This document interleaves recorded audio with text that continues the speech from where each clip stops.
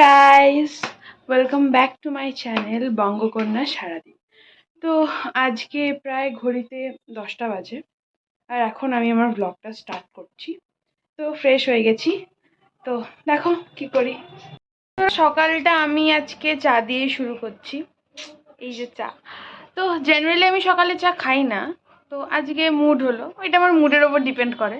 তো আজকে মুড হলো চা খাওয়ার খুব ইচ্ছা হলো, সেই জন্য চা খাচ্ছি। তো চাটা এনজয় করা যাক।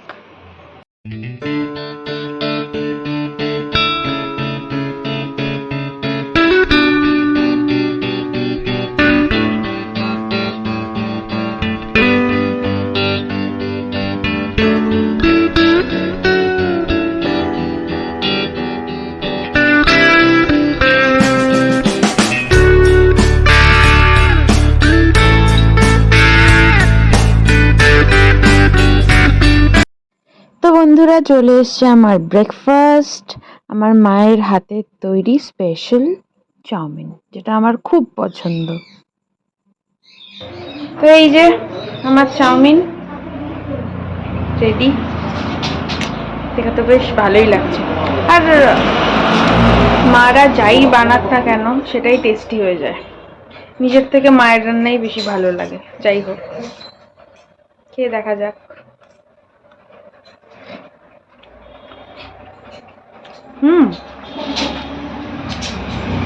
সবসময় ভালো করে, আজও ভালোই হয়েছে।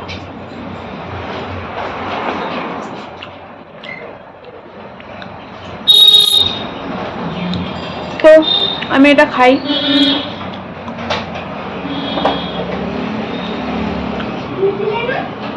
খাওয়া দাওয়ার পর আবার কথা বলছি, চলো। তো বন্ধুরা, আমি আজকে ভাবছিলাম আজকে মাথায় শ্যাম্পু করব, সেই জন্য আমি তার আগে চুলে অয়েল ম্যাসাজ করতে চাই। আর চুলে একটু ড্যান্ড্রাফও হয়েছে, সেই জন্য আমি একটা রেমিডি ইউজ করি, সেটা হচ্ছে 1 বাটি সর্ষের তেলের মধ্যে কিছুটা লেবুর রস দিয়ে ভালো করে জিনিসটাকে নাড়াতে হবে। এটা খুব হেল্পফুল, যাদের মাথায় খুব ড্যান্ড্রাফ আছে তারা এটা ইউজ করতে পারো, খুব হেল্পফুল। তো আমার মাথায় একটু ড্যান্ড্রাফ হয়েছে, সেই জন্য আমি রেমেডিটা ইউজ করছি। তো এই হেয়ার অয়েলটা আমি মাথায় লাগিয়ে নেব। তো সবাই হয়তো জানো, কেউ নাও জানতে পারো যে মাস্টার্ড অয়েল আমাদের চুলের পক্ষে খুবই ভালো। আগেকার দিনে সবাই মাস্টার্ড অয়েলই চুলে লাগাতো। তো এটাতে চুল ঘন হয়, চুল বাড়ে, হেয়ার ফলও কমে। আর লেবু আমাদের চুলে ড্যান্ড্রাফ কমাতে খুব সাহায্য করে। তো কেউ লেবু ডিরেক্ট মাথায় দিও না, তার কারণ হচ্ছে যে লেবুতে ব্লিচিং প্রপার্টিস থাকে, সেই কারণে হয়তো যাদের একটু সেন্সিটিভ স্কিন তাদের হয়তো চুলে বা স্কিনে, মাথার স্ক্যাল্পে স্কিনে কোনো প্রবলেম হয়তো হতে পারে। তো অবশ্যই দুটোকে সবসময় মিক্স করে লাগাবে। দেখো আমি কিভাবে লাগিয়ে নিচ্ছি, তোমরা সবাই ভালো করে দেখো। জাস্ট ফিঙ্গার টিপসগুলোতে ভালো করে তেলটা লাগিয়ে মাথায় ভালো করে গোড়ায় গোড়ায় মাসাজ করতে হবে, ঠিক যেরমভাবে আমি করছি।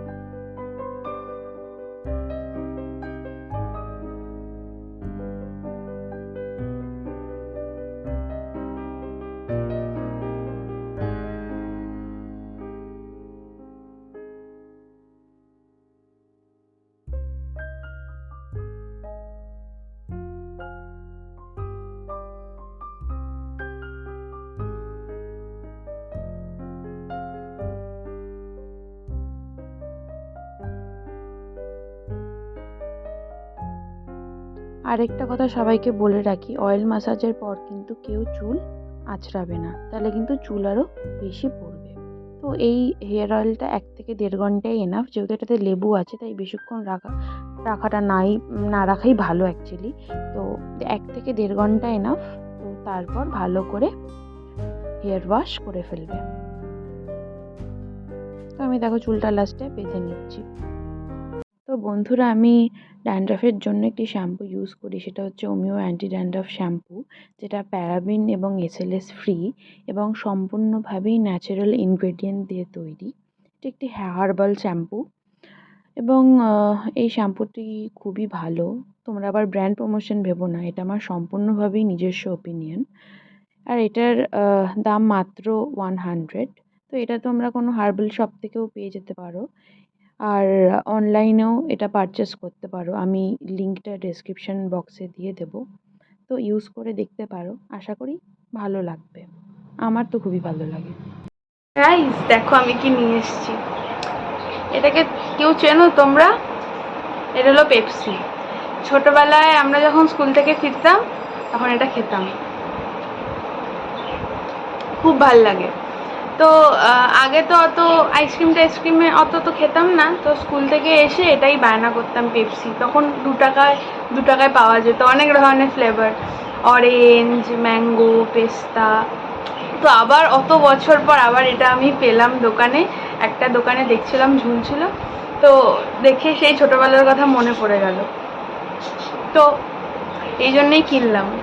বেশ ভালো লাগলো খেতে, সেই আগের টেস্টটা ফিরে পেলাম। তো জানি না তোমরা এটা কেউ খেয়েছো কি না। যদি কেউ ছোটবেলায় এটা খেয়ে থাকো অবশ্যই কমেন্ট করে জানাবে। তো এটা খেতে থাকি, আবার স্নান করে দেখা হচ্ছে। তো বন্ধুরা, মা লাঞ্চের জন্য ঢ্যাঁড়স ভালো করে ভেজে নিচ্ছে, আর অন্যদিকে হচ্ছে মুসুরির ডাল। তো মা এখানে কয়েক টুকরো ইলিশ মাছ নুন হলুদ দিয়ে ভালো করে মাখিয়ে কিছুক্ষণ রেখে দিয়েছে। তারপর কড়াইয়ে তেল গরম হলে কালো জিরে দিয়ে তারপর একে একে মাছগুলো দিয়ে দিচ্ছে। একটু সাবধানে দিতে হবে যেন মাছগুলো ভেঙে না যায়, কেননা ইলিশ মাছ খুব নরম হয়। তো তারপর মা কাঁচা লঙ্কা দিয়ে দিল। তো কাঁচা লঙ্কা দেওয়ার পর 1/2 চামচ মতো হলুদ গুঁড়ো এবং স্বাদ মতো নুন দিয়ে দিল। তো আমরা ইলিশ মাছ বেশি ভাজি না, ভাজলে ইলিশ মাছের গন্ধটা চলে যায়, সেই জন্য মা মশলা দিয়ে জাস্ট একটুখানি ইলিশ মাছটা ফ্রাই করে নেয়, যাতে ইলিশ মাছের গন্ধটা প্রপার পাওয়া যায়। তো এবার হালকা হালকা করে মা মাছগুলোকে উল্টে নিচ্ছে যেন ভেঙে না যায়। এভাবেই অল্প অল্প করে মাছগুলোকে ভালোভাবে একটু কষিয়ে নিতে হবে, একদম আস্তে আস্তে উল্টাতে হবে কিন্তু খুব সাবধানে।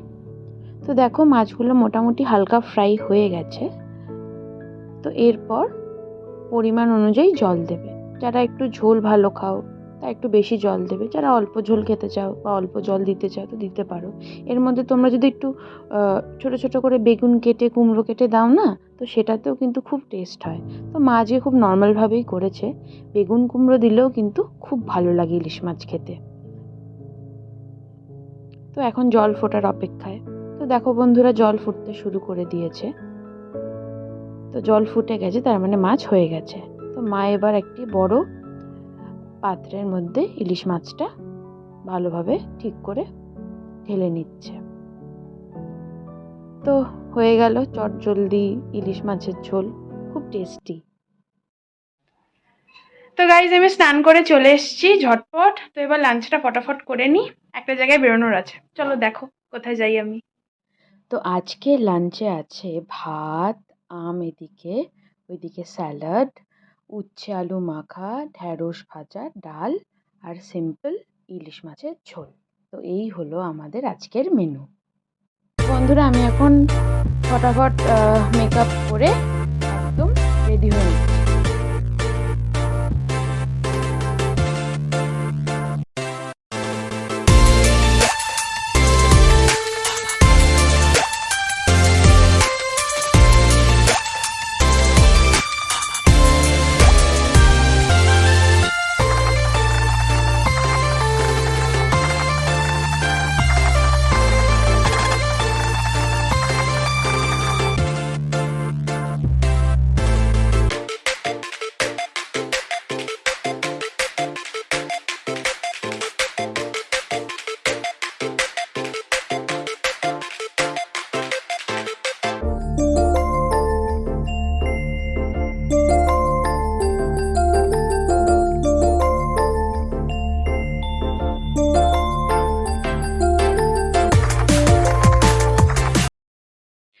বন্ধুরা আমি রেডি হয়ে গেছি চটপট। তোমরা কমেন্ট করে জানিও আমাকে কেমন লাগছে। তো চলো বেরিয়ে পড়া যাক, তারপর আস্তে আস্তে তোমাদের দেখাবো কোথায় যাচ্ছি, কাদের সাথে দেখা করছি। তো দেখতে থাকো। তো বন্ধুরা আমি এখন যাচ্ছি, আর এটা হলো নিউ টাউনের রাস্তা। তো দেখতে থাকো কোথায় আমি যাই।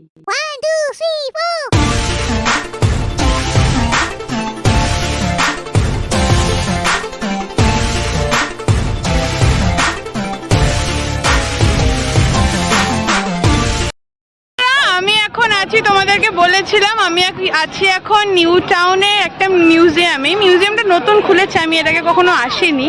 তো দেখো, দেখতে পাচ্ছ হয়তো। তো চলো, আর তোমাদেরকে বলেছিলাম আমি আমার কিছু স্পেশাল মানুষদের সাথে দেখা করাবো, তো সেই টাইমটা চলে এসছে। তো দেখো আমার কাজিনসরা সবাই আমার সাথে এসছে। তো সে হাই টু এভরিওয়ান। তো এটা হলো আমার দিদি, জিনিয়া দিদি, আর এটা হলো সংলাপের সাথে। একদম আমার ব্লগে ইউটিউবার মিটআপ হচ্ছে। একদম একদম। তো এই দাদার একটা চ্যানেল আছে সংলাপের সাথে। তো বন্ধুরা প্লিজ এই দাদাকে সাপোর্ট করো, সাবস্ক্রাইব করো। একদম একদম। আমি লিংকটা ডেসক্রিপশন বক্সে দিয়ে দেব। কম্পিটিশন। তো এতদিন আমি ছিলাম আমার ব্লগে, আমার তো দেখতে থাকো, ভেতরে ঢুকি, পুরোটাই তোমাদেরকে দেখাবো। তো যাওয়া যাক। নতুন চ্যানেল শুরু করে দিয়েছে। এই যে আমার দুইজন ইউটিউবার ভাই বোন, ঠিক আছে, আমি অনেক উন্নতি কামনা করছি, তো সেসব ঠিক আছে, আমরা ওয়েল বিষয়। ব্যাপার হচ্ছে এই যে এদের দুজনের মধ্যে কম্পিটিশন। আমি কিন্তু কম্পিটিশন চাইনি, ওকে? আমি চাই না, একদম চাই না। কম্পিটিশন একদম আমরা চাই না, আমরা চাই দুজনেই সমানভাবে। তোমরা সাবস্ক্রাইব করে দেখিয়ে দাও, ঠিক আছে?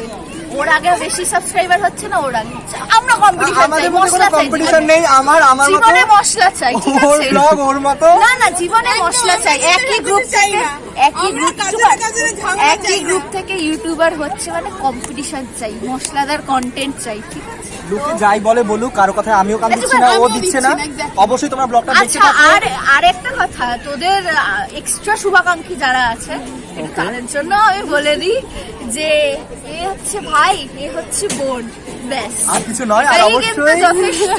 একদম। তোমরা যদি একটু এক্সট্রা ওয়েল উইশার হওয়ার চেষ্টা করো, তাতে কিছু লাভ হবে না, কারণ আমাদের 20 বছরের বন্ধুত্ব, প্রায় অবশ্যই 20 বছর।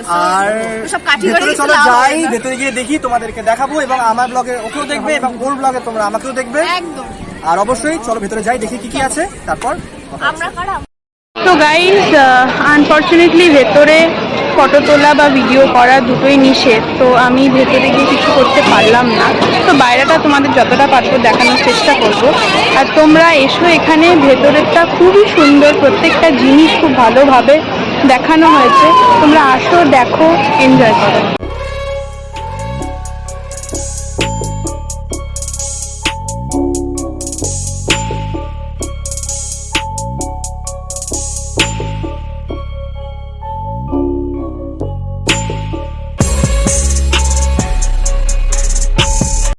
তো বন্ধুরা দেখো, এই এয়ারক্রাফট মিউজিয়ামটার ভেতরে বিকালবেলাটা কত সুন্দর করে চারিদিকটা আলো দিয়ে সজ্জিত।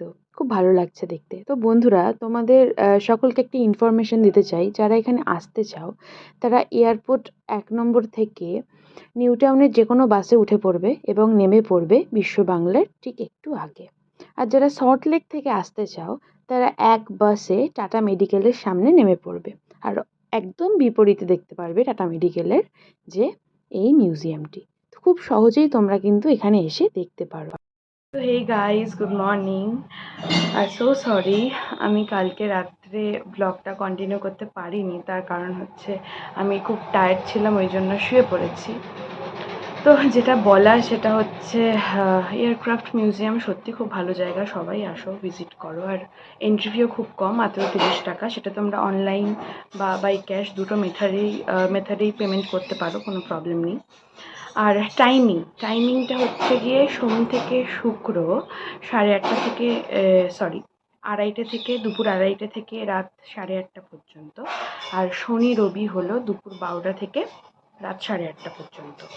আরেকটা কথা, সেটা হচ্ছে যারা ভিডিও করতে চাও বা যারা ইউটিউবাররা আছো, ভেতরে গিয়ে একদম প্লেনের ভেতরে গিয়ে ভিডিও করতে চাও, তাহলে সেটা আগে থেকে ওদেরকে ইনফর্ম করতে হবে, নয়তো তোমরা ভেতরে ভিডিও অ্যালাউড হবে না। যেমন আমরা ভেতরে গিয়ে ভিডিও করতে পারিনি, কারণ আমরা আগে থেকে ইনফর্ম করিনি সেই কারণে। তো যারা যাবে তারা আগে থেকে ইনফর্ম করবে। আর শনি রবিবার কোনো ভিডিও হয় না। তুমি যে কেউ ভিডিও করতে যাও তাকে সোম থেকে শুক্রের মধ্যেই যে কোনো একটা দিন যেতে হবে। তো এই ছিল সব ধরনের ইনফরমেশন। তো এই হলো আজ, মানে কালকের দিনটা সত্যিই খুব ভালো কাটিয়েছি। তো আজকে এই পর্যন্তই। সবাই খুব ভালো থাকো, সুস্থ থাকো। আর আমার ব্লগটা ভালো লেগে থাকলে, আমার চ্যানেলটা ভালো লেগে থাকলে অবশ্যই লাইক, কমেন্ট, শেয়ার করবে এবং মনে করে সাবস্ক্রাইবটা করবে, ঠিক আছে? তো এভাবেই আমার পাশে থাকো, আমাকে সাপোর্ট করতে থাকো। সবাই খুব ভালো থাকো। আসছি খুব তাড়াতাড়ি নতুন ব্লগ নিয়ে। Bye bye.